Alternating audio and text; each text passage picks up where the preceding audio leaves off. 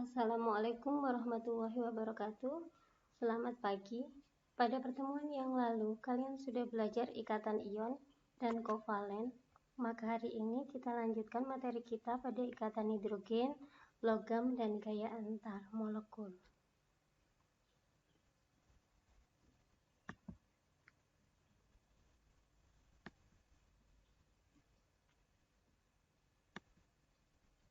Ikatan hidrogen.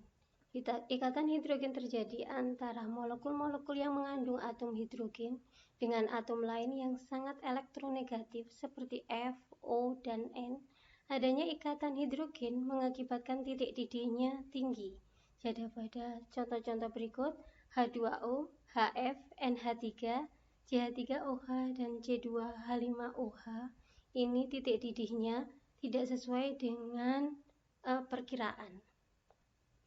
Mungkin kalian bisa lihat nanti di halaman 118 buku paket kalian, itu di situ kalau H dengan O sendiri itu golongan 6A yang berada di posisi paling atas, O, S, Se, Te, Po.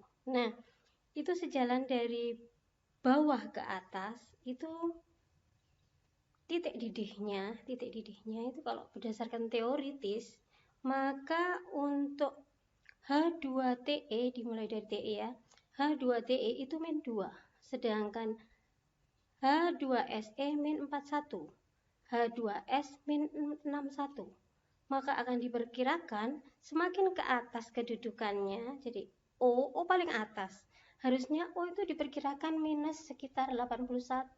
Tetapi di sini karena pada H2O itu mempunyai ikatan hidrogen, yaitu sebenarnya ikatan hidrogen itu adalah ikatan antar molekul-molekul. Jadi di sini gaya antar molekul.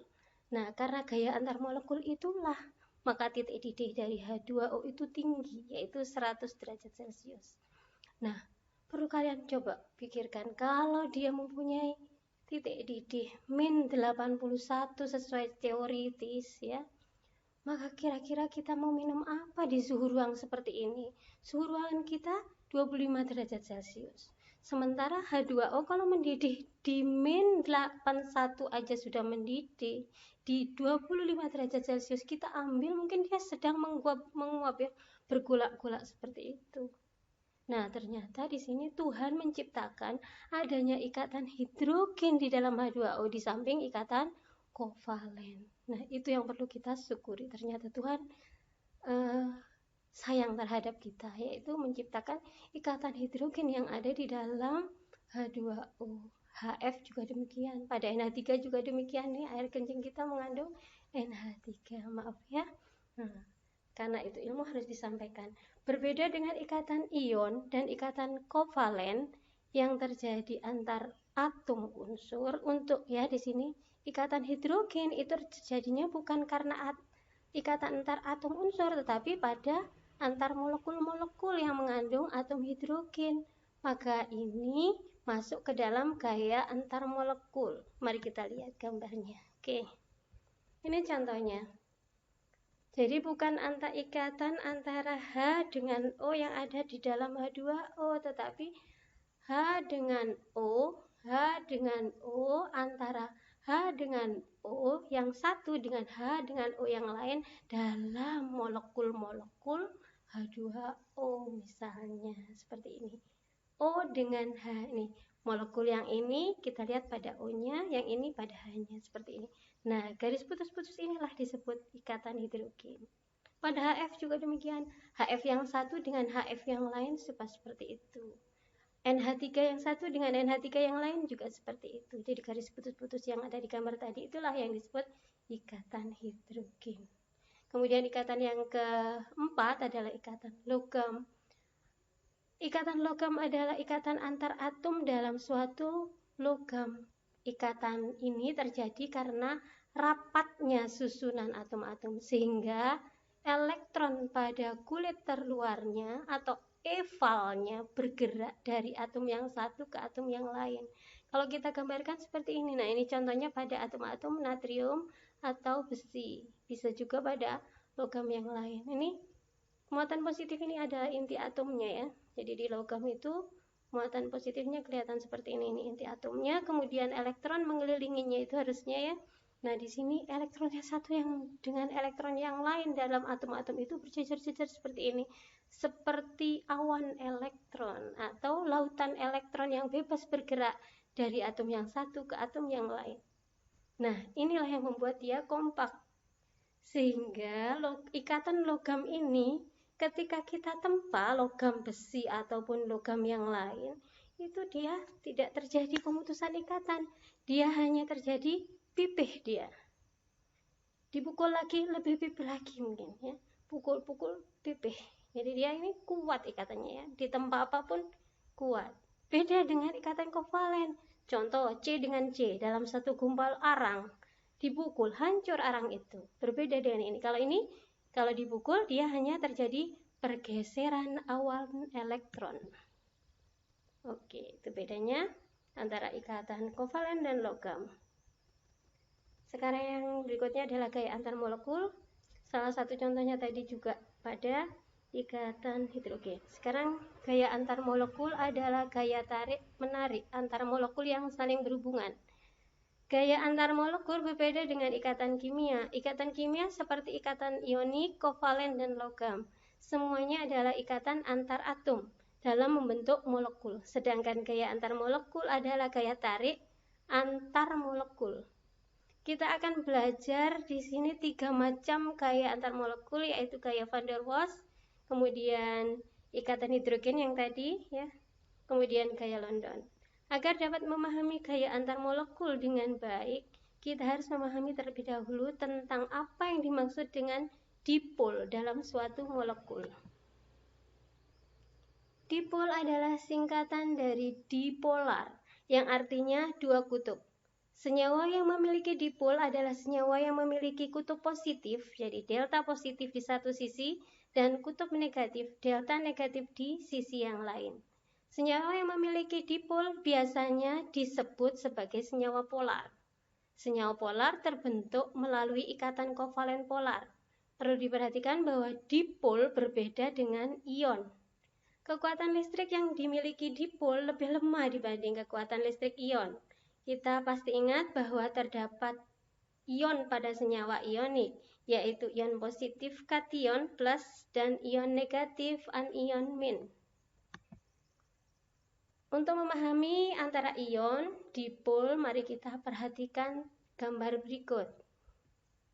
Nah, gambar ini adalah senyawa ion, terdiri dari kation dan anion. Nah, di sini dia terpisah positif dan negatifnya. Sedangkan kalau senyawa kovalen polar, antara kutub positif dan negatifnya ini dalam satu seperti ini.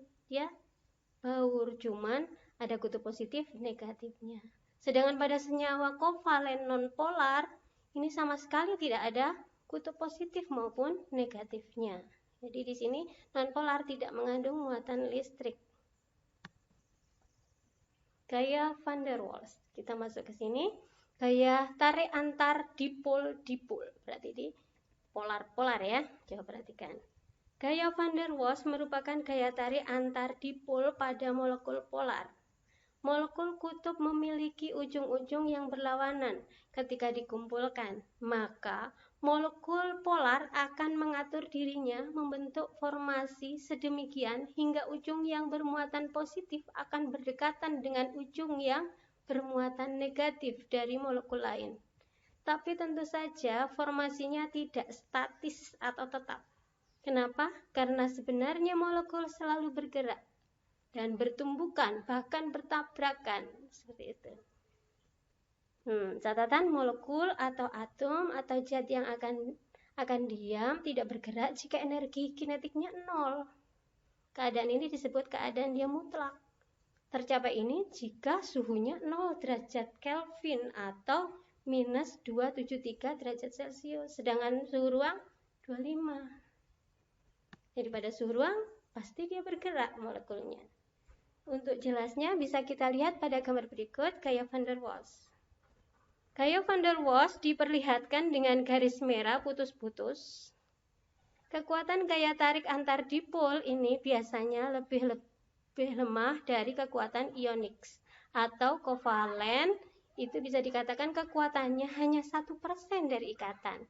Kekuatannya juga akan berkurang dengan cepat bila jarak antar dipolnya semakin besar. Jadi gaya van der Waals suatu molekul akan lebih kuat pada fase padat dibanding cair dan gas. Nah, jarak antara yang satu ini, molekul satu dengan yang lain, kalau ini semakin renggang, ini akan semakin lemah. Tapi kalau semakin mendekat, ya, kalau dia fasanya padat, dia akan semakin mendekat. Maka di sini terjadi dipolnya akan semakin kuat. Jadi van der Waals-nya akan kuat. Di sini kutub positif akan didekati oleh di sini kutub negatif didekati oleh kutub positif. Kutub positif didekati oleh yang negatif. Ini positif dengan negatif. Yang ini positif, yang ini negatif, dekat. Seperti itu ya. Nah, oke. Ingat, semakin dekat, semakin kuat. Gaya London yang berikutnya. Gaya London merupakan gaya antar dipol sewaktu-waktu atau sesaat pada molekul nonpolar. Ingat, nonpolar tidak mempunyai kutub positif maupun negatif. Seperti itu, kita tahu molekul nonpolarnya itu tidak punya kutub positif negatif, maka ini akan terjadi gaya London itu apabila terjadi desakan, banyaknya molekul mendesak, sehingga yang tengah itu akan mengalami dipol sesaat, dipol sewaktu-waktu, disebut dipol sesaat. Dan munculnya dipol sesaat itu menginduksi dipol tetangganya. Jadi yang di tengah mengalami dipol sesaat, yang di belakang-belakangnya dari itu mengalami dipol terimbas. Nah, ketika bergerak lagi menjauh, ya, tidak mendesak yang tengah lagi, maka dipol sesaat maupun terimbas itu pun akan hilang. Seperti itu ya. Kalau kita gambarkan mungkin, nah, kalau digambar mungkin di sini ya digambarkan. Nah, di sana ada molekul. Molekul yang satu dengan molekul yang lain.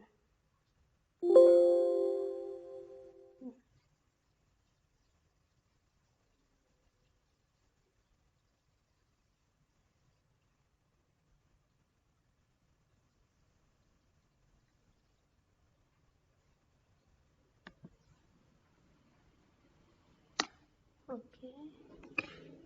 Bisa dibayangkan ya, tadi kalau yang paling tengah itu mengalami dipol sesaat, maka yang pinggir-pinggirnya yang mengikutinya akan mengalami dipol terimbas. Seperti itu ya.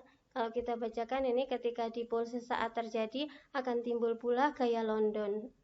Nah, gaya London itu terjadi jika ada desakan tadi. Ketika dipolnya hilang, gaya London pun akan hilang. Kekuatan gaya London diperkirakan pada berbagai faktor. Jadi di sini ada beberapa faktor yang mempengaruhi kekuatan gaya London. Yang pertama mungkin kerumitan molekul. Nah, di sini semakin besar masanya dari molekul tersebut, dimungkinkan untuk terjadi gaya London semakin kuat. Nah, mungkin ada cabangnya ya. Kemudian ukuran molekulnya itu semakin besar, semakin pula memungkinkan terjadinya polarisasi tadi, sehingga seolah-olah terjadi dipol atau pengkutupan. Padahal sesungguhnya nonpolar itu tidak mengalami pengkutupan. Kemudian kalau kita ringkas, gaya antar molekul adalah gaya tarik antar molekul-molekul yang terhubung. Gaya antar molekul pada umumnya merupakan gaya tarik listrik statis atau elektrostatis antara muatan positif plus dan negatif. Kita mengenal 3 jenis gaya antar molekul, yaitu gaya van der Waals, ikatan hidrogen, dan London. Ikatan hidrogen terjadi jika atom hidrogen dengan atom N, O, dan F yang sangat elektronegatif tadi. Gaya van der Waals adalah gaya tarik elektrostatis pada senyawa ionik atau kovalen polar. Gaya London adalah gaya tarik elektrostatis pada senyawa kovalen nonpolar. Seperti itu. Mungkin itu saja materi yang kita bahas kali ini. Kita akan lanjutkan pada pertemuan selanjutnya. Oke, itu saja. Ibu akhiri, Assalamualaikum warahmatullahi wabarakatuh.